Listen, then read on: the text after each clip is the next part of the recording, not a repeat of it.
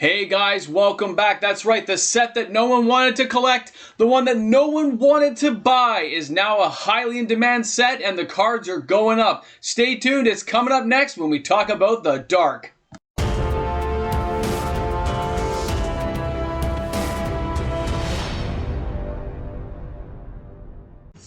Hey guys, welcome back. MTG MOX MAN here. If you're new to the channel, have somehow found me out there in YouTube land, welcome aboard. Thanks a lot for joining in the fun. So after a few emails, few concerned patrons, and a few comments in the comments section, we are talking about the Dark today. That's right, that underdog set that nobody wanted for like 20 years, just like Fallen Empires and just like Homelands. Alright guys, and it's true. These sets, they're almost all the same, right? They all had 8-card booster packs and 60 booster packs in a box. We didn't go out and like seek to buy the Dark as kids. Okay, when I was out there buying it, it was like a supplemental. You buy something else, whatever other pack you were buying, and you'd spend the $1.75 to get yourself the Dark. Now the Dark came out in 1994, 60 million card print. Like, it wasn't a huge set for back in the day. Now, nowadays you hear about Rudy at Alpha Investments saying these boxes are like $6,000, $7,000, $8,000. He's not wrong. I mean, how many real closed, sealed boxes are there out there in the world? I get that. But I myself would still rather buy 4 or 5 Fallen Empires, right? Because they have further to go still, I think, in the long run compared to the Dark, which is kind of hitting that high right now. But it's still crazy to think about that these boxes are worth that kind of money when you think of it as a set.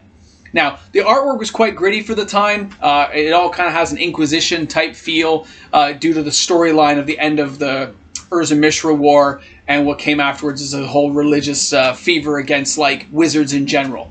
So it was interesting. The story was good. Okay, it all still happens on Dominaria like most of the original sets. But when I look at it as a whole, and I thought of the cards, yeah, a lot of these cards deserve to go up. They do. There are, this set is 121 cards, and there is, I believe, 23 cards on the reserve list. So you're talking 20-something% of the cards from the entire set are reserve list. So as this set ages, and any of these cards gain any value, it pushes the whole box price up, right? That's how it works. Just this one has a lot more cards than some of the other sets due to its size. Now, when I looked at the cards, and I took a look at some to see how they're selling, I was not sure how well they were selling because I hadn't really paying that close attention until some of these emails popped in. I was curious to see there are a lot of these cards selling, and they're selling quite briskly. Okay, I'll show you some of the sales I got from today, as well as some of the information that I can pass along to you about what I think about these cards. But in the end, yeah, I was surprised. I was surprised. So the first card we're going to talk about today is going to be City of Shadows. Now, in the storyline, City of Shadows is where wizards go to hide because they can hide in the shadows and not get lynched by the mobs. But when you look at this card and you see these awesome listings, like, this is pretty interesting. The sold listings here, right? You're seeing 89, 49, 70, and then people selling it for 95, 89, 49. One of them is the same seller, you can see, because it's the same listing. This card is pretty reasonable. Like, these are near mint copies. If you go and get a light plate copy or a moderate plate, you're only going to pay like 35, 40 bucks still. That's pretty affordable for a land that does not come into play tapped, and whenever you sack a creature, it puts a counter on it that taps for colorless mana. So it can stop people from taking your creatures. It gets, as a land, bigger to be used for bigger monsters later. This is a pretty decent land card with no real ill effects per se. This isn't like Sorrow's Path from the set, which was horrible. This one is actually pretty good. It just doesn't see a lot of gameplay right now, but who knows what Commander will bring. I mean, I'm sure it's in an Eldrazi deck somewhere, right? So it's a fairly decent land, and the price is right. It hasn't gone over the $100 hump yet, which is where, you know, things like Volroth's Stronghold and stuff went. Gaia's Cradle. Think about those lands. Think about what they do. This land is going to be headed in that direction, so I think it's a pretty decent buy now, even if it's going to take longer to get up there in value. It's definitely on my hit list for cards. I'm like, hey, I don't have that many of that. I have one, and it's totally beat up. So I'd like to get some more. I was surprised. I was surprised. Now, Season of the Witch. Season of the Witch I've always loved as a card. I loved it as a kid, although I did not use it because I didn't play a lot of black. I played a lot of white weenie decks there. So when you look at the listings now of 50, 70, and 32, and you look at the sold listings of 22, 51, 25. Now, one of those was Italian. One was totally beat up. they're decent. Some of them have heavier import fees and taxes. I'm just saying the price-wise, this card is going up. Now, Season of the Witch was saying you had to attack every turn with the opponent's creatures have to attack. If they don't, they get destroyed. But it costs you life every turn. It's pretty decent as a card already. The artwork is wicked. I always love the artwork. That's why I chose for part of the thumbnail today. So I enjoyed this card as a kid. I enjoyed seeing it. I was like, oh, Season of the Witch! But again, it wasn't a card we saw all the time. Decks had to be built around like Abyss and stuff like that. It was kind of crazy. And I don't remember seeing it that often after around 96. It just seemed to fade away, right? Those type of decks I didn't see. So it's good to see that, you know, it's finally getting its place and kind of moving up in the world. It's not a card I'm going to see hitting that $100 mark anytime soon. And if it does, I call that inflation right now. I call it part of the buyout. And none of these cards right now, you see the buy-sell listings, nothing's being driven up to hundreds of dollars right now, which tells me it's not part of the major buyout we saw in the last, 20 days now. It's not part of the buyout, most of the cards I'm seeing.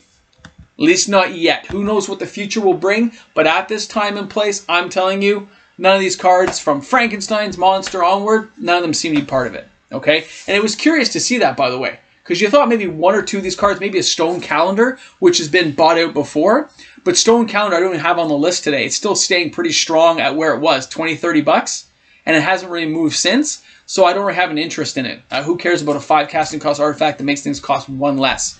You still have to get that 5 casting cost artifact out. 5 is a lot in the game, as I've been told. Just interesting. Now the next card. Love this card. Sorry, wrong one. Love this card as a kid.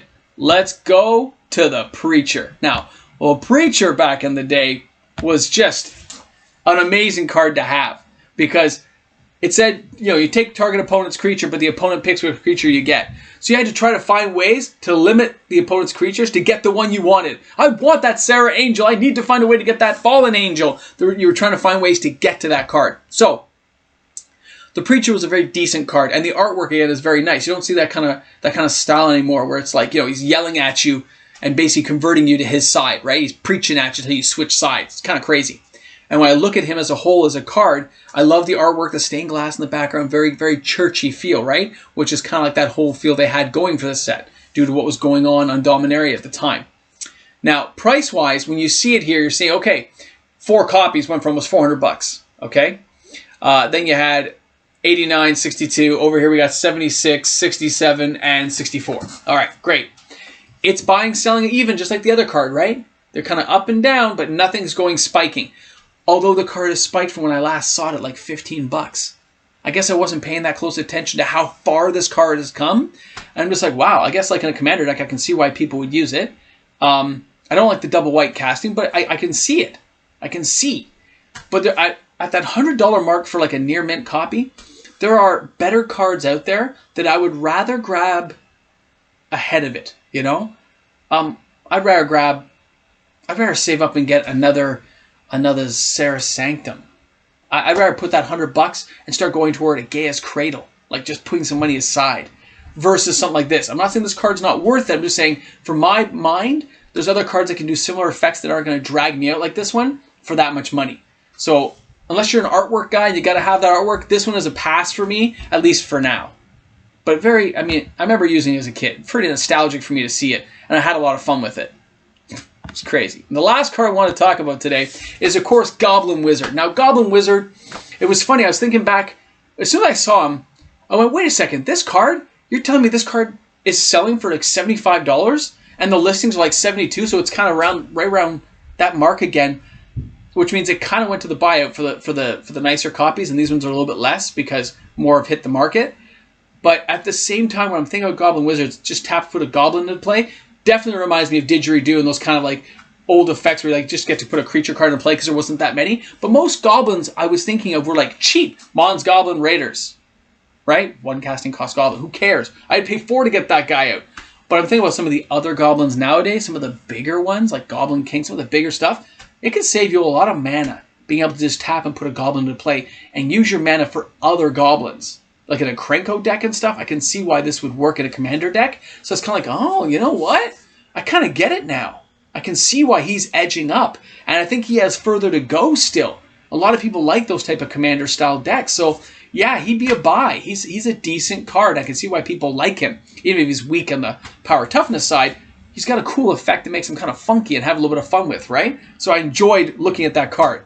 So for the final little bit of this, guys, I just want to say, you know, the Dark as a whole is still a set that's on the go. It's going to take a lot longer, I think, to see how far this set will go. If you can pick up some of the cards for 12, 14 bucks, why not?